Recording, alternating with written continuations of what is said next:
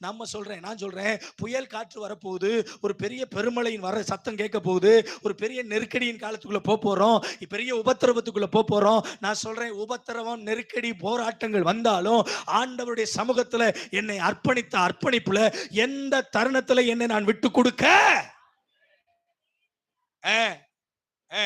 புயல் தானே அடிச்சுட்டு பார்க்கட்டும், தோத்துறோம். பிரச்சனை தானே வந்து மோதிஜி பார்க்கட்டும். மரணம் தானே வந்து பந்து டச் பண்ணி பார்க்கட்டும், தோத்துறோம். ஆமா, இதுக்கு முன்னால வந்த பிரச்சனையிலேயே அந்த பிரச்சனை என்ன கொல்லல, இனி வரப்போற பிரச்சனையே என்ன கொல்ல போகுது.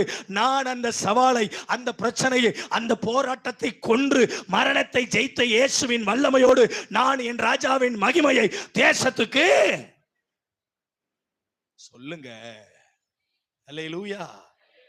அப்ப முதலாவது, திரும்பி பார்க்காதவன் தன்னை ஆயத்தப்படுத்தி கொண்டவனாக என்ன செய்வான்?